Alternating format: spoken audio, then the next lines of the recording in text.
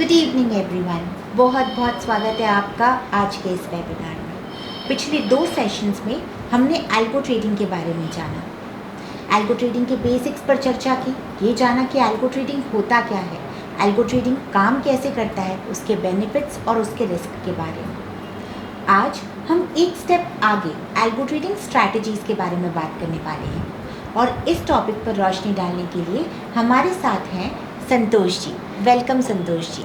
संतोष जी को stock market में 15 सालों का अनुभव है और उनके valuable insights algo trading strategies पर हमारे लिए काफ़ी काम आएंगे। Santosh ji, over to you. Okay, hello everyone, hello Tinkle. Hello. First of all, thank you for this great opportunity. और मैं भी काफ़ी एक्साइटेड हूँ बिकॉज अभी इंडिया में रिटेल इन्वेस्टर्स, रिटेल ट्रेडर्स के लिए एल्गो की दुनिया नई नहीं है।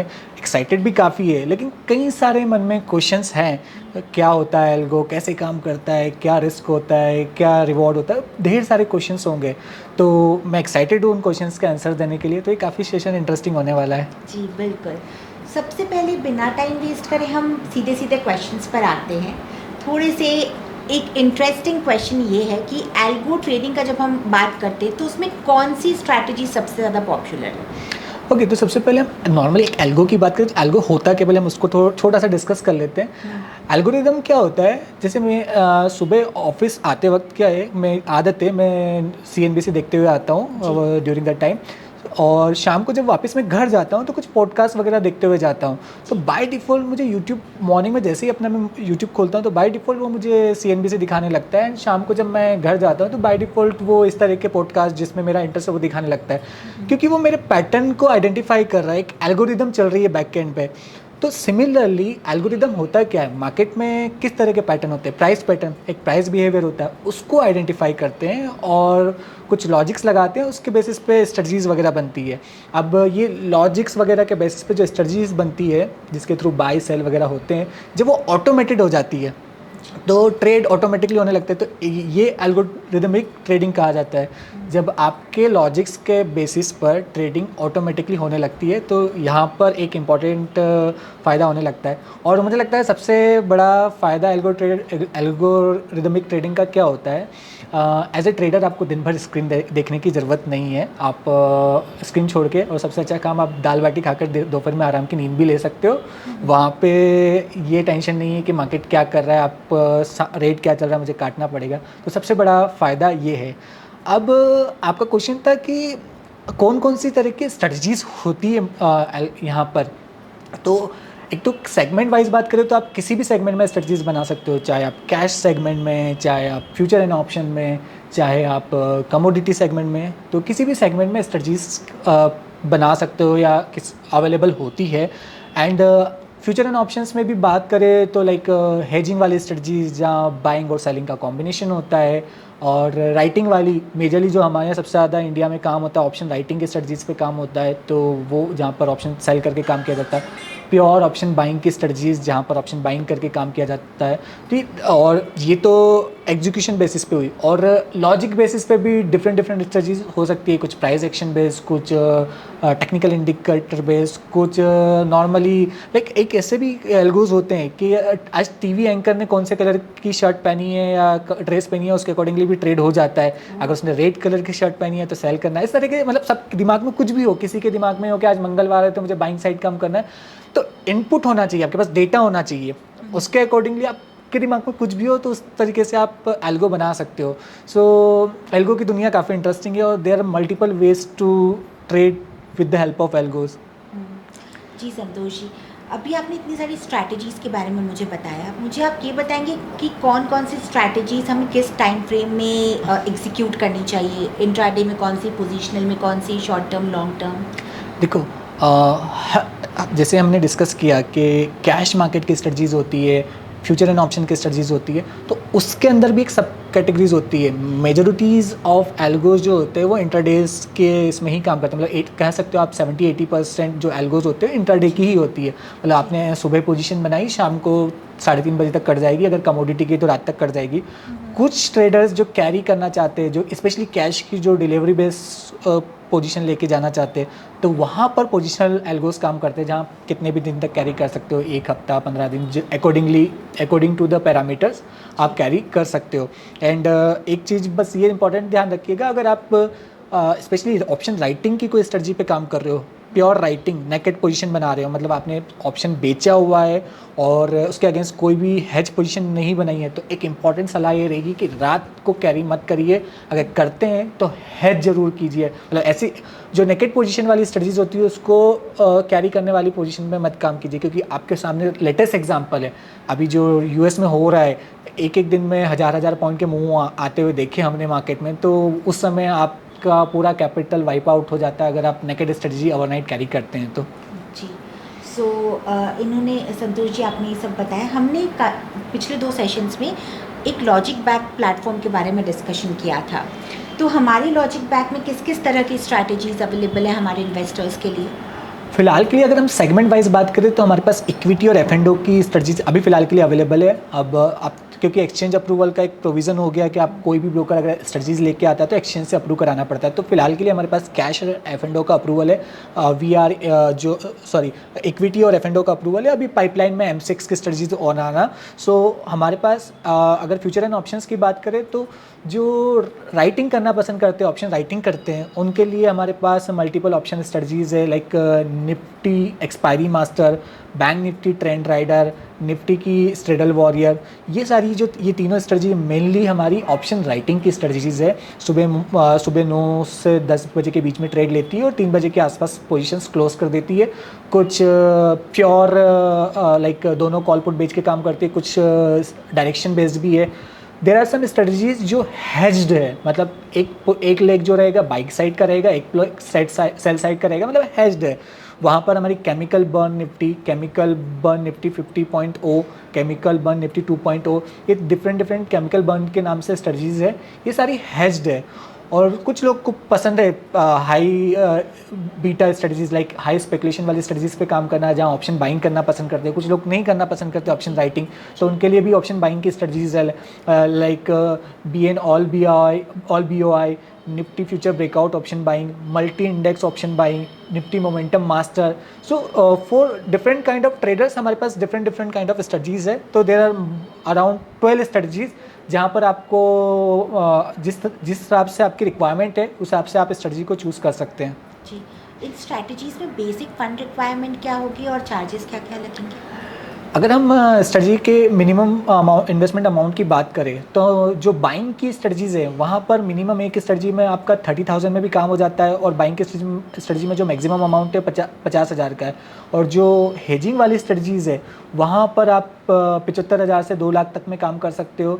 और जो प्योर राइटिंग वाली है वहाँ भी मिनिमम जो इन्वेस्टमेंट अमाउंट करीबन 2 लाख का और मैक्सिमम 3 लाख का है। तो राइटिंग वाली में मार्जिन ज़्यादा लगता है और बाइंग वाली में तुम्हारा 30,000 में भी आप काम कर सकते हो। तो डिपेंड ऑन किस तरह की आप स्ट्रेटजी पे काम कर रहे हो उस हिसाब से मार्जिन डिसाइड होता है।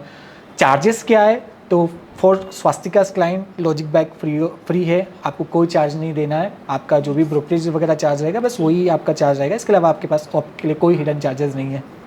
जी, अगर मैं एक बेसिक इन्वेस्टर की बात करूं जो अगर लॉन्ग टर्म में जिसके पास कुछ 5 से 10 लाख की कैपिटल है, क्या उसके लिए स्ट्रैटेजीज अलग डिफाइंड है या हम लोग रेकमेंड करते हैं एज एन एक्सपर्ट? देखो, अगर हमारे पास अलग अलग काइंड की टाइप की स्ट्रेटजीज है, अगर किसी को खुद को लाइक आपके दिमाग में भी कोई स्ट्रेटजी है तो आप यहाँ पर मेल कर सकते हो, आपकी नीड के अकॉर्डिंगली हम स्ट्रेटजी क्रिएट करवा सकते हैं। तो जो आपके क्या बोलते हो उसको, कस्टमाइज स्ट्रेटजीज उसको आप बनवा सकते हो, उसके अकॉर्डिंगली ट्रेड कर सकते हो। तो आप जिस भी सेगमेंट में चाहो उस हिसाब से आप स्ट्रेटजी कोड करवा सकते हो। जी, संतोष जी, एक बेसिक स्ट्रैटेजी बनाने के लिए क्या क्या कंपोनेंट ज़रूरी होते हैं? देखो, सबसे पहले तो आपको क्लैरिटी होनी चाहिए कि आपको किस चीज़ में काम करना चाहिए। तो इंस्ट्रूमेंट पता होना चाहिए, मुझे इंडेक्स में काम करना है, इंडेक्स में निफ्टी, बैंक निफ्टी और या किस सेगमेंट में काम करना है तो आपको पता होना चाहिए। फिर आपको ये पता होना चाहिए कि आपका एग्जीक्यूशन का बेसिस क्या है, कि आप प्राइस एक्शन पे स्ट्रेटजी बनाना चाहते हो या इंडिकेटर बेस्ड स्ट्रेटजी बनाना चाहते हो, तो आपको पता होना चाहिए कि मेरे पैरामीटर्स क्या है। जैसे कुछ लोग बोलते हैं कि यार शुरू के 15 मिनट की रेंज ब्रेकआउट होगी, मतलब जब शुरू 9 से 9:30 का टाइम होता है, उसका हाई क्रॉस होगा तो मैं बाई करूंगा, लो टूटेगा तो सेल करूंगा। तो आपको पता होना चाहिए कि आप किस बेसिस पे ट्रेड लेना चाहते हो। तो एक तो वो क्लैरिटी होनी चाहिए। फिर आपको पता होना चाहिए कि आपकी स्ट्रेटजी में पर डे मैक्सिमम लॉस कितना होना चाहिए, मैक्सिमम प्रॉफिट कितना होना चाहिए, ये आपको क्लैरिटी होना चाहिए। तो आपके इनपुट्स आपको पता होने चाहिए और आपका रिस्क एपेटाइट आपको पता होना चाहिए। ये बेसिक रिक्वायरमेंट्स होती है किसी स्ट्रेटजी के लिए। जी संतोष जी, हमने एक टर्म काफ़ी सुनी, बैक टेस्टिंग, ये क्या चीज़ होती है? जैसे मेरे दिमाग में कोई आइडिया आया कि फॉर एग्जांपल जैसे अभी कहा, एक बैक टेस्टिंग बहुत अच्छी आई थी। एक जैसे कहा गया था कि जब भी कुंभ आता है तो मार्केट में गिरावट आती है। जब भी मतलब हिस्टोरिकली जब देखा गया है कि जब भी ये महाकुंभ लगा है, कुंभ लगा है, तो मार्केट में गिरावट देखने को मिली है। ये एक जनरल लॉजिक है, मतलब कोई कोरिलेशन नहीं है, बट एक हमने को लगा कि यार ऐसा क्यों होता है उसका तो उसको चीज़ को हम पुराने, जब भी कुंभ आया उस समय मार्केट में क्या हुआ है, तो उससे एक आइडिया लग जाएगा कि एक्चुअल में ऐसा होता है क्या। तो पुराने डेटा को हम मार्केट बिहेवियर में टेस्ट करते हैं और पता करते हैं कि जो हमारा लॉजिक है वो काम कर रहा है या नहीं। एक ये सिंपल लॉजिक था, और भी कुछ लॉजिक हो सकता है, टेक्निकल लॉजिक्स हो सकते हैं, फंडामेंटल लॉजिक्स हो सकते हैं। तो आपका जो भी लॉजिक है वो लॉजिक पास में कैसा बिहेव किया है, आप उसका आउटपुट बैक टेस्ट के जरिए देख सकते हो। तो अगर आपका लॉजिक के रिजल्ट्स आपके अकॉर्डिंगली आ रहे हैं तो आपकी स्ट्रेटजी सही काम कर रही है, और नहीं आ रहे तो you have to reject your hypothesis और नई स्ट्रेटजी पे काम करना पड़ेगा। सो ये बैक टेस्टिंग और लाइव परफॉर्मेंस में डिफरेंस भी आता है? यस, वैसे ऐसे वो कहा जाता है ना कि past performance is not the guarantee of future performance. तो आप ज़रूरी नहीं कि जिसका पास्ट परफॉर्मेंस अच्छा हो उसका फ्यूचर परफॉर्मेंस भी अच्छा ही हो। तो पास्ट परफॉर्मेंस आपको एक हेल्प कर देता है कि ये किस तरीके से परफॉर्म कर रही है, लेकिन ज़रूरी नहीं कि वो फ्यूचर में भी एग्जैक्टली वैसे ही परफॉर्म करे। और भी कुछ रीजंस होते हैं, क्योंकि जब बैक टेस्टिंग करते हैं तो डेटा में छोटा सा कुछ मिनट सेकंड्स का भी अगर डिफरेंस आ गया तो काफ़ी कुछ एक्चुअल रिजल्ट्स से डिफरेंस हो सकता है। तो आपको हेल्प ज़रूर करता है बैक टेस्ट, बट सेम हो फ्यूचर परफॉर्मेंस ये ज़रूरी नहीं है, क्योंकि फ्यूचर में मार्केट कंडीशंस बदल जाती है। हम देखते हैं पहले मार्केट में इतने बड़े बड़े स्विंग्स नहीं आते थे, अब एल्गो का ज़माना आ गया तो और वॉलेटिलिटी बढ़ जाएगी। पहले इतनी वॉलेटिलिटी होती नहीं थी, डायनेमिक्स चेंज हो रहे हैं, मार्केट डायनेमिक्स। तो ये हर स्ट्रेटजी को धीरे धीरे हमेशा इवॉल्व होना पड़ता है। इसलिए कहा जाता है आपकी स्ट्रेटजी जो भी है उसको समय समय पे ऑप्टिमाइज़ करते चले, क्योंकि जैसे जैसे मार्केट कंडीशंस चेंज होती है आपके स्ट्रेटजीज में भी चेंजेस करने की ज़रूरत होती है। जी संतोष जी, एल्गो ट्रेडिंग बिगनर्स कौन कौन सी कॉमन मिस्टेक्स है जो अवॉइड कर सकते हैं? देखो, एक तो सबसे पहले हमने बैक टेस्ट की बात की, तो पास परफॉर्मेंस देख के ऐसा नहीं कि यार ये तो बैक टेस्ट इसके शानदार थे, मेरे ऊपर पैसा इसी में डाल देता हूँ, तो वो गलती नहीं करनी चाहिए। और दूसरी मैंने एक और बात कही थी कि अगर आप कोई राइटिंग की स्ट्रेटजी बना रहे हो या उस पर काम कर रहे हो तो ओवरनाइट पोजीशन कैरी नहीं करना चाहिए। अगर कर रहे हो तो फिर कोई हेज स्ट्रेटजी के साथ ही करो, क्योंकि अगर अगले दिन बड़ा गैप अप या गैप डाउन हुआ तो आपका पूरा कैपिटल वाइप आउट हो जाएगा, और आपका रिस्क रिवॉर्ड जो भी आप स्टॉप लॉस और टारगेट डिसाइड कर रहे हो, मैक्सिमम लॉस मैक्सिमम प्रॉफिट, वो आपके रिस्क एपेटाइट के अकॉर्डिंगली होना चाहिए। ऐसा नहीं कि आप कोई स्ट्रेटजी आपका कैपिटल ही 10,000 का और उसका मैक्सिमम लॉस पर डे का 5,000 है, तो 2 दिन में अगर कंटिन्यूसली लॉस हुआ तो आप 2 दिन में बाहर हो जाओगे। तो ये कुछ चीज़ें, बेसिक्स चीज़ें जो ध्यान में रखनी चाहिए। बिगनर्स के लिए काफ़ी सारे प्लेटफॉर्म्स अवेलेबल है, नो कोड भी कोई प्लेटफॉर्म्स है हमारे पास में? यस, आजकल तो बहुत सारे प्लेटफॉर्म ऐसे हो गए रिटेल के लिए, पता ही है, क्योंकि रिटेल इन्वेस्टर्स या ट्रेडर्स कोडिंग नहीं कर पाते हैं, तो उनके लिए प्लेटफॉर्म्स हैं बहुत सारे, लाइक ट्रेडटोन है, एल्गो टेस्ट है and master algo. There are multiple platform जहाँ पर मतलब आप गूगल करोगे तो बहुत सारे प्लेटफॉर्म मिल जाएंगे आपको, जहाँ पर वो सिर्फ ड्रैग एंड ड्रॉप करके स्ट्रेटजी सेलेक्ट कर सकते हैं और अपने नीड के अकॉर्डिंगली स्ट्रेटजी बना सकते हैं। और आपको थोड़ी सी कोडिंग वगैरह वाली भी करवानी हो तो आप किसी सॉफ्टवेयर इंजीनियर या प्रोग्राम कोडर की हेल्प लेकर आप स्ट्रेटजी बना सकते हो। जी संतोष जी, पेपर ट्रेडिंग से लाइव डिप्लॉय करने का क्या प्रोसेस रहता है? इंटरेस्टिंग चीज़ है। कोई स्ट्रेटजी है, मान लो आपने देखा है ये मुझे अच्छी लग रही है, मुझे इसको टेस्ट करना है, पहले आप इसको पेपर ट्रेड पे टेस्ट कीजिए। पेपर ट्रेड का मतलब क्या होता है कि आपके अकाउंट में एक्चुअल ट्रेडिंग नहीं हो रही है, पेपर ट्रेड हो रही है, वहाँ पे आपको एक सिमुलेशन प्रोवाइड किया जा रहा है, आपका कॉन्फिडेंस आ रहा है कि यार ये स्ट्रेटजी मेरे नीड के अकॉर्डिंगली काम कर रही है, तो फिर आप उस स्ट्रेटजी को पेपर ट्रेड से लाइव में शिफ्ट कीजिए। तो आपका कन्विक्शन आना बहुत ज़रूरी है किसी स्ट्रेटजी पे। संतोष जी, क्या सिग्नल्स होते हैं जो दिखाते हैं कि एक स्ट्रैटेजी लाइव मार्केट में फेल होने वाली है? सबसे इम्पॉर्टेंट चीज़ है, एक तो अगर लाइव मार्केट में आपने जो सबसे फर्स्ट कंडीशन, आपने मैक्सिमम स्टॉप लॉस और टारगेट जो डिसाइड किया था, अगर वो प्रॉपर्ली एग्जीक्यूट नहीं हो रहा है तो वो एक स्ट्रेटजी पूरी तरीके से फेल है। दूसरा, अगर कोई उसकी लूजिंग स्ट्रिक बहुत ज़्यादा है, लाइक स्टडी लगातार 4-5-6 दिन लॉस दे रही है, तो वो आपके कैपिटल को ख़त्म कर रहा है, तो इस तरह की स्ट्रेटजी फेल होने के। और आपने जो सोचा था वैसे या तो मार्केट कंडीशंस चेंज हो रही है, मार्केट डायनेमिक्स चेंज हो रहे हैं, आपके स्ट्रेटजी उस हिसाब से नहीं है, तो भी एक स्ट्रेटजी हम फेलियर मान सकते हैं। वोलेटाइल या न्यूज़ हैवी मार्केट में जब एल्गो स्ट्रैटेजी डिप्लॉय करते हैं तो उसमें जो चेंजेस आते हैं उसको कैसे फेस करें? देखो, कुछ स्ट्रेटजीज ऐसी होती है जो इस तरह के मार्केट में सूटेबल नहीं होती है। अगर ऑप्शन राइटिंग की स्ट्रेटजीज है तो इस तरह के अभी फिलहाल जिस हिसाब से मार्केट चल रहा है, बड़े गैप अप गैप डाउन हो रहे, तो उस समय के लिए पॉज कर देना चाहिए जब तक आपकी स्ट्रेटजी के अकॉर्डिंगली मार्केट एनवायरनमेंट नहीं होता है। एंड कुछ स्ट्रेटजीज जैसे ऐसे वॉलेटाइल मार्केट में अच्छे काम करती है तो उनको इस तरह के मार्केट में यूज़ करना चाहिए। तो एक बेस्ट तरीका होता है कि आप थोड़ा सा अपनी जैसे पोर्टफोलियो डाइवर्सिफाई रखते हैं ना, कि एक पोर्टफोलियो में अलग अलग सेक्टर के स्टॉक रखते हैं, तो आप ऐसे 3-4 तरह की स्ट्रेटजी अपने पोर्टफोलियो में डिप्लॉय कर सकते हो, कुछ रेंज बाउंड मार्केट की, कुछ वॉलेटाइल मार्केट की, तो that will help you in such kind of market.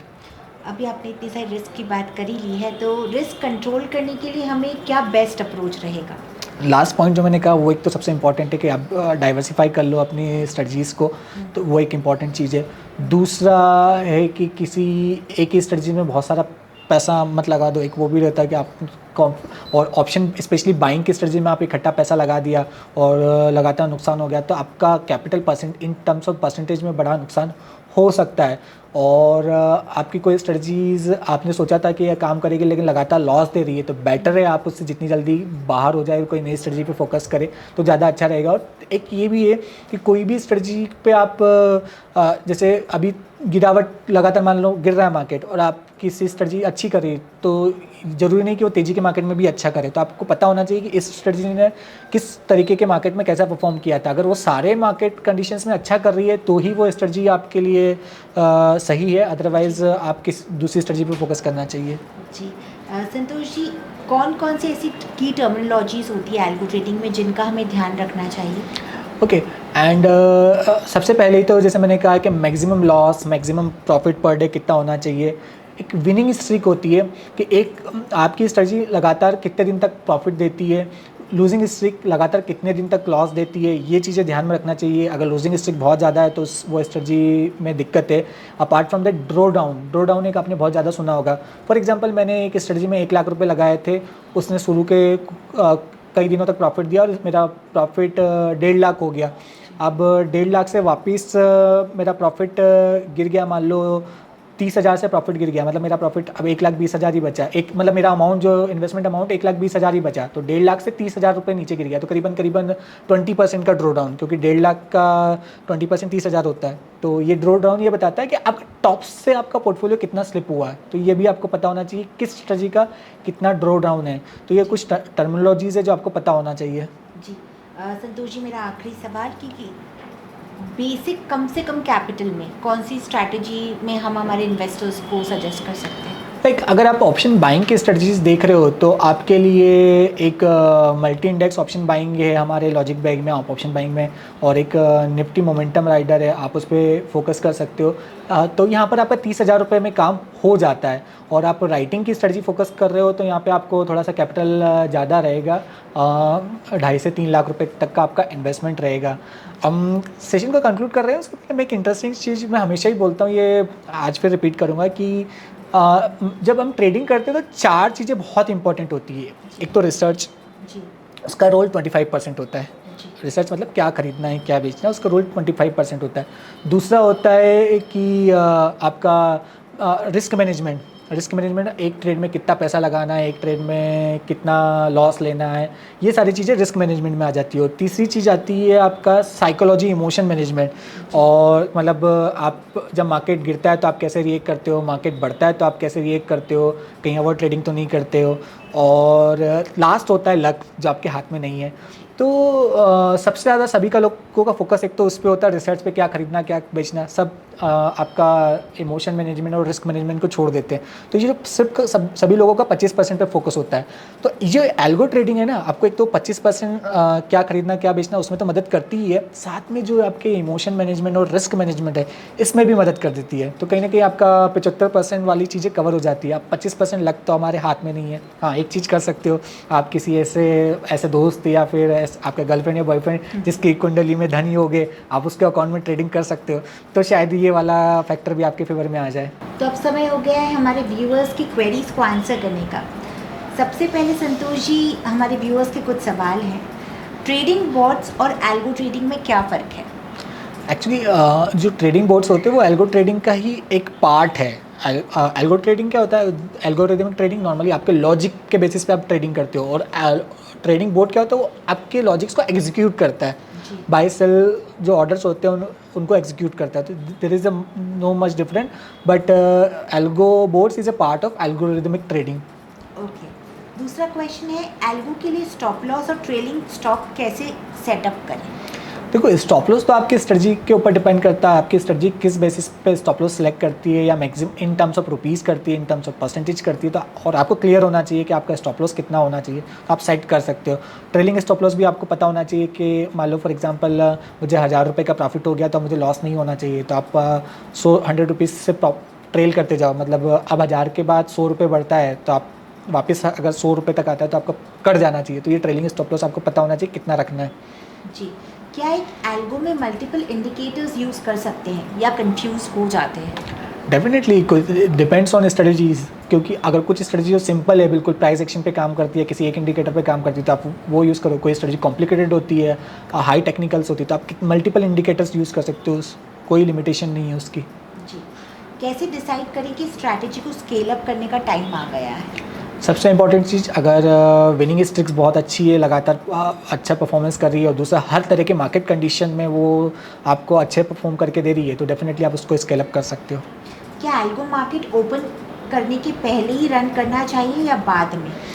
Mostly आप डिपेंड करता है आपके जो प्लेटफॉर्म है। कुछ प्लेटफॉर्म ऐसे होते हैं कि आपको डेली डिप्लॉय करना पड़ता है, लॉगिन करना पड़ता है। कुछ प्लेटफॉर्म ऐसे होते हैं कि एक बार किया तो पूरे वीक तक आपको कुछ नहीं करने की ज़रूरत है, जैसे हमारे लॉजिक वेग में 1 हफ्ते के लिए आप डिप्लॉय करके छोड़ सकते हो। तो डिपेंड करता है कि आपका प्लेटफॉर्म आपका कैसा है, जहाँ पर आपको, लेकिन मार्केट खुलने के पहले ही डिप्लॉय किया जाता है। जी, क्या एक स्ट्रैटेजी डिफरेंट स्टॉक या पर मार्केट कंडीशंस में काम करती है?